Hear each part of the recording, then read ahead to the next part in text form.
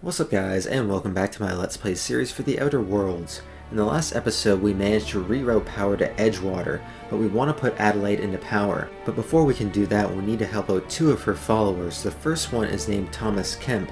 He is a so-called engineer, but he really doesn't have any knowledge or skills in that area. So what we have to do is find 3 manuals for him. Hope you enjoy, and please remember to like and subscribe. Everybody keeps staring at me. It's not my fault the power's dead. Whoa, Miss Parvati. Hey, you're, how are you? Hi. Hello. Are things safe out here? How are you keeping? Great, just great. I've been trying to keep stuff running, just like you. Only I'm not so... Wait, they didn't kick you out, did they? Oh gosh, no, I'm just along with this fella here. I seen you wandering around here. You don't look like you're coming from town. You know what, I'm just gonna take that as a compliment, bud. Well, what I meant was you're reasonably well armed and don't look stricken with plague. Sorry, I just wasn't sure if you were from town or if you were one of us. Something's been chewing at me, you see. Fact is, I've been, well, lying. To everybody here. Camp thinks I'm a mechanical genius, but I couldn't fix a busted chair. It's never too late to start learning. Parvati and I could give you a couple pointers. I'll take all the help I can get. I set my mind to learning the craft of the engineer, you see. I want to make something of myself. You ever heard of the Young Spacer's Guide to Mechanical Engineering? Comes in a set of 3. If I had my hands on one of those data pads, I could teach myself the ins and outs. Those are good. My dad kept a copy with him when he was working in the cannery. I know the old community center kept a copy. Should find another one back in town. If you could find me even one of those pads, I'd be greatly obliged. Whoa, hold up, bud. You mentioned 2 pads. What about the third? We gotta get you the entire collection. I wish I knew. I wagered the town had the full set once upon a time. Where the third's gone, I can't say. I'll let you know if I find anything. Would you? I'd be grateful. Of course, don't worry about it, but I want to ask you something else. What's on your mind? You say you pretended to be an engineer. How have you been getting away with it all this time? Luck, mostly. Nothing's needed serious repairing yet. Nothing's broken down that we can't just replace with something scavenged from the outskirts. Well, not until the power went and cut out. Now everyone's giving me sidelong looks, expecting me to work some miracle and get the generator humming again. Yeah, that's kind of my fault. So how long you been living here? Couple months. This camp's my home. People you see milling about, they're my family. At least I think of them that way. I owe them my life. Would have died in the wilderness if they hadn't chanced upon me, starving and delirious. Tell me, what were you doing out in the wilderness all by yourself? We all left the cannery for one reason or another. Me? I was let go, mostly on account of my incompetence. I mean, I was incompetent. I couldn't even survive on my own. Grace found me, Adelaide took me in, I've been on my feet ever since. You weren't incompetent. You just didn't fit the cannery. Not like here. This place had a U-shaped hole, and now it doesn't. You could stay, you know. Here. I'd be happy to... we could really use... this isn't coming out right. If you want, Adelaide would make a place for you. Unfortunately, you're not going to survive here without power. It's time to go back to Edgewater. I've been thinking about going back. I'm not much use to anybody here. I get sick thinking about working at the cannery. I can't do that again. I mentioned those manuals on mechanical engineering. Suppose if I had one of those, I could go back to read and make a real case for myself.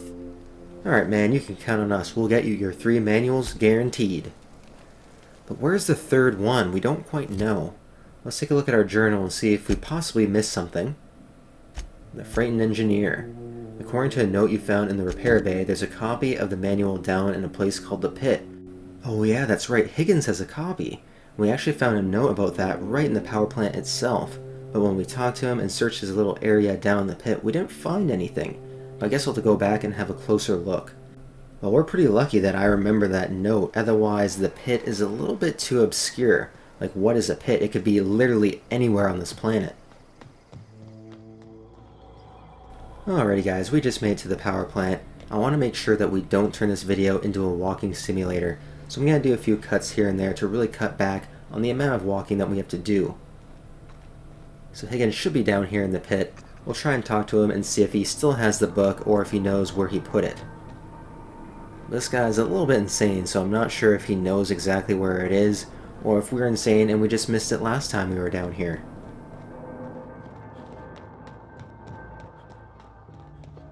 The good thing right now is that there is a marker, and all the other markers were seemingly pointing to the pads themselves and not people.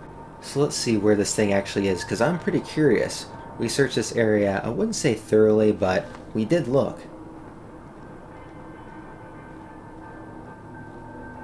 God damn it, it was hidden right behind his bed. I'll be taking all your stuff, Higgins. See ya, bud. We are going to be on to the next one.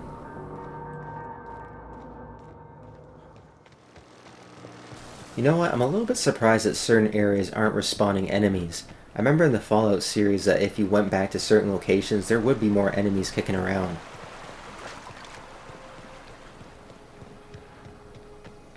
Ooh, we have some of these things. Let's shoot them up. Here we go. Nice one.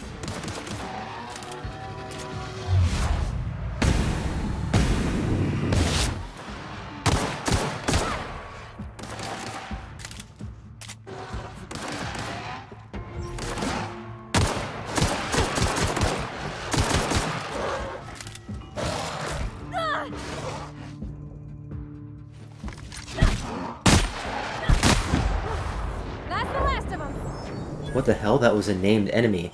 Obviously it's a canid because it had canid meat on it, so we just got a lot of experience for a pretty easy kill.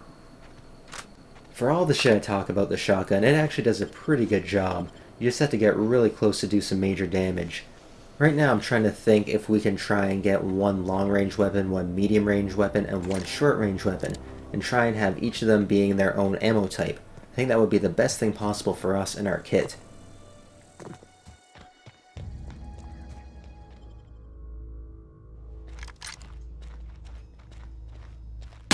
Here we go. Nice one.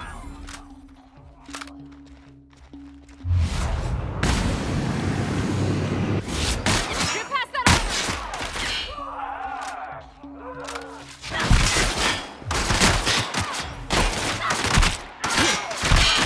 We're not getting through.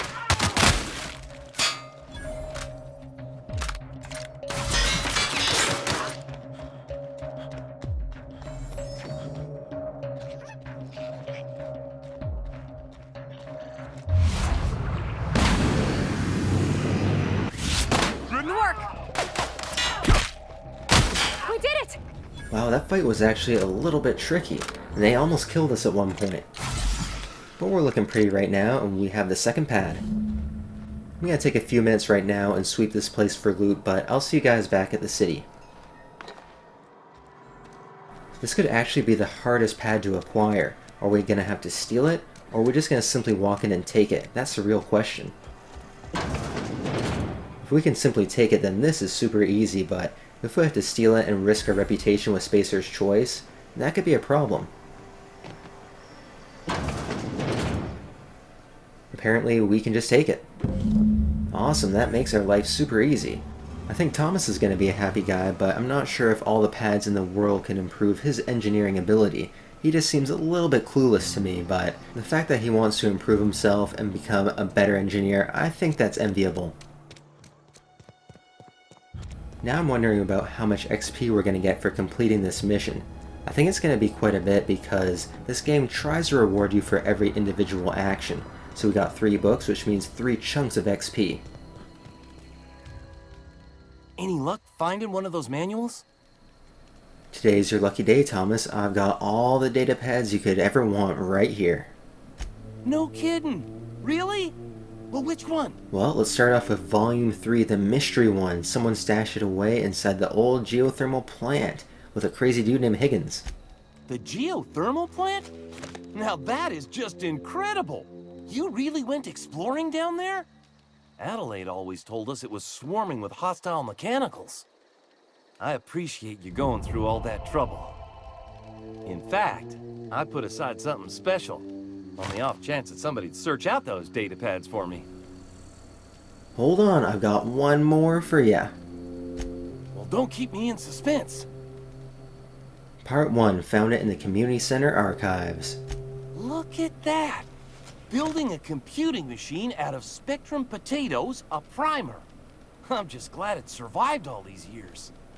2 whole data pads? Be still my beating heart. Oh, almost forgot your payment. And that's not all, Tommy boy, we got one more. Well, don't keep me in suspense. Part 2, found it right in the cannery. Ain't that just ironical? If I'd worked a little longer back at the cannery, I might have found this myself. That's a complete set. All 3 parts. I'm gonna be the greatest engineer Halcyon's ever seen. Aside from you, Ms. Parvati, I swear, I'll do you proud. I'm glad we could help, Thomas. I've been saving something for you. Just a little contraption I found. Should fit right into your outfit. Sorry to bother you again, Thomas, but you gotta go back. I've been thinking about going back. I'm not much use to anybody here. I get sick thinking about working at the cannery. I can't do that again. So don't work at the cannery. You wanted to be an engineer. You got all the pads now. You know something? I think you're right. The town could use another engineer, and I'm on my way to becoming one. I could do a lot of good in Edgewater. Maybe even keep a garage of my own with a little workbench and my very own toolbox. It's just... Adelaide's never gonna forgive me. Not in 100 years. I go crawling back to my old life in Edgewater, and I'm as good as dead to her. Try and keep it on the DL, bud, but we're gonna try and talk Reed into stepping down. You know where to find me.